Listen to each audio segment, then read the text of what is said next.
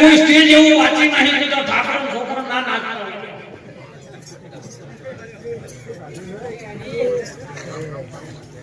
ચાર ગાવા એને બોલાવે છે અને ગાવામાં જો હાથું કાકા બરાબર છે સંતોની સંત વાણીનો કંઈક લાભ લ્યો કંઈક જીવનમાં ઉદ્ધાર થાય ને કર આ એલો મનખો છે ને એક ઘડીના સત્તા ભાગમાં સાહેબ કોઈનો ભરોસો નહીં રાખે એવો પરિબ્રહ્મ નારાયણ પરમાત્મા અંદર બેઠો છે શ્વાસ ખેંચતા વાર નહીં લાગે જતું રહે એ જ વાણી માં તો કે જાગ જીવનડા ભવ સાગરના આરે આયરું આ નામ તારું આ ડૂબી જા હે સાહેબ સંસાર સાગર મહાકર ભર્યો છે ઓમાં કરી શકાય તો કોક તરજો તમારા માર્ગને કોક અબારો પાવજો તો કેરીઓ ખાવા મળશે નહીતર મહાપુરુષો સંતો વારંવાર કથન કરે છે સાહેબ કે તારા નામમાં તો ભેદ ને ભ્રાંતિઓ ભરી છે પાપના પોટલા ભર્યા છે પણ કદાચ એક મન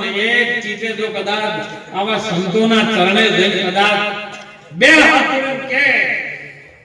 કે આયેલો મારો મનખો સુધારો તો તરત જ ખાલી ટચ થયું નહીં કે સુધરી ગયો નહીં પણ આપણે ટચ થવા દેતા નહીં સાહેબ એટલે સંતો વારંવાર આ કાર્ય કરે આટલો બધો તમે ખર્ચો કરો ખાલી નાચવા કૂદવા હાર ના કરો એમ શું મળે છે ઘણી ઘણી હોશિયારમાં કલમો પકડો અને વધારે હું સરખું તો તલવાર લઈને બોર્ડર પર જો પણ આ એલા મનખાને એક વખત ઓળખી લ્યો કે પોચ તત્વના દેહની અંદર બોલનહાર કોણ છે કવિ રીતનો રહે છે હે કેમ તમારા આશ્રય આવ્યો છે ધારણ થયો છે સાહેબ અને એનું રક્ષણ કરવું એ આપણી ફરજ બને જેને ધારણ થયો એનું રક્ષણ નથી કર્યું ને એ સાહેબ પલની અંદર ડૂબી ગયા કોઈ ગેરમાર્ગે ચડી ગયા ડૂબી ગયા રાવણ ડૂબી ગયો દુર્યોધન ડૂબી ગયો રણાકશપ ડૂબી ગયો નહીતર હું તો કહું છું કે અત્યારે કુંભનો મેળો ચાલુ છે પણ સંતોની કઈ જુદી વાત છે એમાં સાહેબ એક કવિ ગંગ બાપા પોતાને અમને સૂત્ર વાત કરેલી છે કે ગંગ તરંગ પ્રવાહ ચલે તો કુંભ કો નિર્પિયો ન પીયો ગંગ તરંગ પ્રવાહ એટલે જો દોટ બોલતી હોય જેમ નદી વરસાદ જોરદાર આવે અને નદીમાં પાણી આવે અને પાણીનો પ્રવાહ એકદમ જતો હોય તો મહાપુરુષો કહે છે કે સંતોની જ્ઞાન ધારા જે જ્ઞાન ગંગા વહેલી છે ને એમાં કદાચ જો ડૂબકી લગાઈ દો તો પેલાને જવાની જરૂર નથી તમારે જોવા જાવ પૈસા ખિસ્સામાં હોય તો પણ ગંગાની ધારા જે સંતોના મુક્તિ જાય ગુરુ મુક્તિ જે જ્ઞાન ધારા ચાલી રહી છે ને એમાં જો કદાચ આ મન એક ઘડી વાર ડૂબકી લગાવે ને તો સંતો મહાપુરુષો કીધું છે એ અરે કાયામાં છે પ્રગટ ગંગા તમે સિદ્ધ ભરો પંથ પાળા એ ગંગામાં તમે ડૂબકી લગાવો અરે મટી જાવ નદીઓ નાળા તમે ફેરવો પછી જવાની અરે ગંગ તરફ પ્રવાહ ચલે તો કુંભ કો નીર पियो न पियो જેના હૃદયમાં રઘુનાથ બસે તો ફિર નામ ઉસકા લિયો બને તમારા હૃદયમાં જો રામ બસી જાય ને વખત તો મહાપુરુષો કહે છે કે સિદ્ધને ઝઘડો છો મંદિર કે મસ્જિદમાં મારો પ્રભુ રામ રહે છે હૃદયની દુકાનમાં તમારા હૃદયમાં પ્રેમ કેવો છે ભાવ કેવો છે એના ઉપર પ્રગટ થાય છે અને તમારો ભાવ જ ભગવાન બની જાય બીજો કોઈ ભગવાન નહીં તમારી અંદરથી જ પ્રગટ થાય અમારા સંતો ઘણી વખત કહે છે કે બાળપણ તો પણ જવાની બોલો બહારથી આવી કે અંદરથી તો હવે પણ ક્યાંથી આવશે તો બધું એમાંથી આવે છે તો વિચાર તો કરો એટલે સંતો કહે છે હું જેના હૃદય રઘુનાથ બસે તો ઓર નામ કો લિયો ન લિયો કર્મ સંજોગે જો કદાચ કોઈ સુપાત્ર મળે તો કુપાત્ર કો દાન દિયો નથી સુપાત્રની ધરતી પર કદાચ કોઈ હારું ના ગોવરાઈ જાય, હારું દાન દેવરાઈ જાય, આવા સંતોના કાર્યમાં, કોઈ દીકરીઓના હલવામાં, કોઈ ગાયોના ઘાસચારામાં, કોઈ ચકલાના ચણમાં તમારું જો પવિત્ર અનાજ કે કદાચ તમારું ધન કે પૈસો વપરાય તો સમજો કે ધન છે ને એ લક્ષ્મી બની જાય. અને કુપાત્ર નાલ્યું હોય તો કદાચ થેલી મારવા વાળા નાલ્યું હોય કે મસાલા ખાવા વાળા નાલ્યું હોય તો ગોતા પીવા વાળા નાલા તો દુબારા કરે. આ તો બધા કહે છે કે ભક્તિ થોડું ત્યાગ કરવું પડે, પણ બીડીનું ઠૂઠું ના છોડતું હોય તો પછી ભક્તિ છે નહીં આવે. કો જેને જેને તમે જોવો એટલે કીધા જેને સદગુરુના વચન માટે અમારા મુદ્ર મહારાજ ઘણી વખત કે ભરતે છે ને એની માને ત્યાગ વચન માટે શિબી રાજાએ પોતાના શરીરને વાપી નાખ્યું, હરિચંદ્ર રાજાએ રાજકોટ આપ્યું, રોમ એક બાપાના વચન ખાતર સત્યના ખાતર 14 વર્ષ જેને વનવાસ થયો તો આપણે ભક્તિ માટે પીડી ઠૂઠું ન પકડી છોડી શકા તો કે ના, એ તો પીવા વાળા પીવ્યા છે.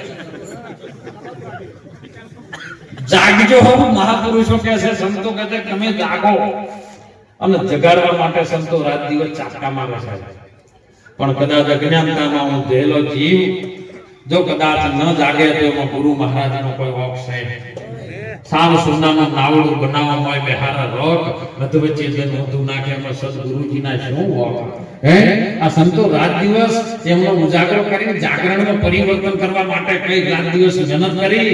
કે હમણાં કનવરજી સાહેબ ખૂબ બોલ્યા હતા કે બધી સમાજ આજે આગળ છે સાહેબ. કોક સમાજ સારું કરી રહ્યું હોય ને તો એની જોડેથી તમે સલાહ લઈને શીખો, કઈક આગળ પોસ્ટ પર દો. પણ કે મારો છોકરો કલાકાર બને છે, બાપો બધા હાલ્યા હોય જોવા પાછા કેવું ગાય છે. કલાકાર નહીં બનાવો, એને એવો આઈએસ બનાવો, પીએસઆઈ બનાવો, અરે કલેક્ટરો બનાવો, આવું ભણતર આપો સાહેબ તો જ કોઈ કલ્યાણ થાય. ને કે કલ્યાણ થવાનું નથી. એટલે મહાપુરુષો એક ટૂંકમાં દ્રષ્ટાંત સાહેબ, કથાડાના ઘોડાનો કોઈ દાડો ભાઈબંધી થાય નહીં, પણ ભૂલથી થઈ ગઈ. મારા ભૂલથી થઈ ગઈ. એટલે કથાડા ઘોડાને કીધું કે તમે આ આવું કોઈ લગ્ન પ્રસંગ આવે ત્યારે તમારો માલિક ગાડી બેહાડી લઈ જાય, ડીજેના તાલે અસલ અમારે દાડે 1 કલાકમાં 10-20 હજાર રૂપિયા ઘેર આવતો રહે, અસલ ખાવાનું મેલે. તમે તાજા માજા થાવ, તમે શેરડીના ક્ષેત્રમાં તો છૂટા મેલે છે, અને આમાં તો છોકરા ખાય દાડો છે. માટે ભાઈબંધ થોડીક દયા કર, લઈ જા અમને. ઘોડો કે લઈ જુ ખરી, પણ તું તારા વાળી કરે બધા નહીં આવે. પણ કે લઈ જા ભાઈ, એક દાડો તો આમ દયા કર. દયા કરી હોય ને શેરડીના ક્ષેત્રમાં ખરા ઉનાળાના થઈ બેહી ગયા હતા. કોમે માલિક ઉજો તો હાથ ગોઠાડી ઉભા કરી. અરે 2-4 ગોઠા કાઢા ને મારા, પછી મને કર્યું ભૂકવાનું ચાલુ. માલિક રાજી જો કંટાળેલો હતો, આઈને પેલાના છોડવાનું ચાલુ કર્યું. પેલો ઘોડો હતો તો કૂદીને જતો રહ્યો વાળ કૂદીને, પણ પેલો કૂદ કરે પણ પેલો ચેડે લાકડી છોડ કરે. પગ બાજીના સાહેબની હાલત થઈ ગઈ. પેલા માલિકનો દયા આવી કોને હવે મરાય ને નકે મરી જાય તો 4 લાખ છે 5 લાખ છે આપણને છોડી મેલ્યો. કહેડા તો શેડે થઈને બહાર નીકળી. પેલા ઘોડા કે ભલા મોનો ભાઈબંધી આવી હોય લઈ જો, પણ થોડો ધંધો રાખવું પડે. માલિક આઈને હાથ ગોઠાડી ઓકડી મારતો તો લાકડી, અને મારા પગ જો રગડ વગડ કરી નાખ્યા. તમારું થોડુંક તો મને હારી લઈને થોડું તું. પેલો કે હું તો દોડ્યો તો તું એ નતો દોડ્યો, કે આ દોડ્યો તો તા કે મેં કૂદકો માર્યો. કૂદકો મારવો પડે ને, કે તમે આગલા પગે કૂદકો માર્યો તો હું પાછલા પગે મારતો હતો. પણ કે તારે આગલા પગે મારવો પડે ને, કે અમારી જેટલી પેઢીઓ જતી રહી પણ કોઈ આગલા પગે જે કૂદકો જ નહીં માર્યો. અમારી ખંડોનો કોઈને કૂદકો આગળ માર્યો નહીં. એટલે કોઈ સંતોના સત્સંગની અંદર બધા કહે છે કે ગુરુ અમારા ગારુડીનું મુજ પર કરી લે. પણ તમે સાખીઓ બોલવા વાળા વિચાર કરજો, તમે ગુરુ ધારણ કર્યા છે નહીં કર્યા? સાખીઓ બોલો. ગુરુ ધારણ ના કર્યા હોય સાખીઓ ન બોલજો. એને ગુરુ હતા ને માટે ગુરુ કર્યા. મહાપુરુષોના સત્સંગમાં રહેજો સાહેબ. બધાને વિનંતી કરું છું હાથ જોડીને, ખૂબ ભણજો, ખૂબ આગળ વધજો, સંતોના ટચમાં રહેજો, મા બાપની સેવા કરજો, દેવી દેવતાના મંદિરે તમે જાજો. ના નહીં આવડે પણ જઈને પાછા સંતો પાસે આવજો.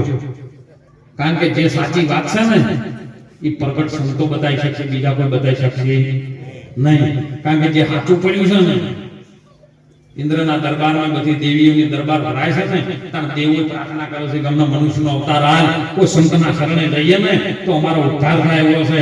ન કે સ્વર્ગમાં કોઈ નહીં. હમણાં મારી વાત થઈ હતી, સ્વર્ગમાં ન કેવું હોય, કીધું સ્વર્ગમાં કેવું હોય, બોલવાનું નહીં, ચાલવાનું નહીં, બેહવાનું નહીં, વસે ફટફટાવાય નહીં. તમને એક ઘડીમાં મંદિરમાં મૂર્તિ બેઠી બે જાય હોય કેવું લાગે? કો ઘડીવાર ટક્કર ચાલી કો સ્વર્ગ એવું છે.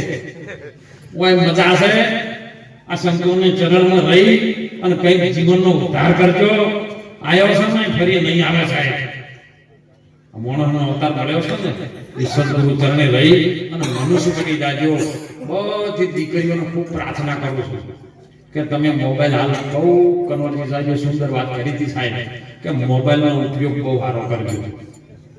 ન કે નારદ મુનિ 3 લોકમાં ફરતા હતા ને આ તો 4 લોકમાં ફરી ગયું છે.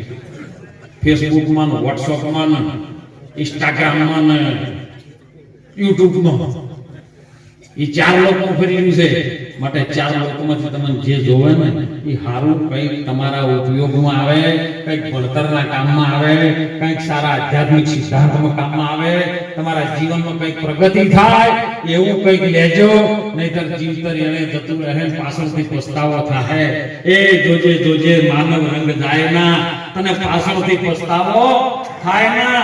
રામના નામના દીપ જપાવજો, એને ભાતે ભાતે ભૂસાય ના. માતા પિતાની તમે સેવા કરજો, જોજે તારી જનેતાનું દૂધ રજવાય ના. એ સંતોની સેવામાં ધ્યાન રાખજો, જોજે તારી ગુરુ ભક્તિનો રંગ જાય ના. એ કહે રાઠોડ બંધા રંગ એવો રાખજે, એને મરતા સુધી ભૂલાય ના. એ માટે સંતો દરેકને વિનંતી કરું છું, આપ સૌ સારું જીવજો, સંતોના ટચમાં રહેજો, ભજનમાં રહેજો, સારું જીવન જીવજો અને ભણજો ગણજો ને આગળ વધજો. ગુરુ મહારાજ તમારું કલ્યાણ કરશે, કરશે નહીં કરશે. એ જ વિનંતી સાથે સૌ સંતોના ચરણોમાં વંદન કરો, વાણીને વિરામ કરો.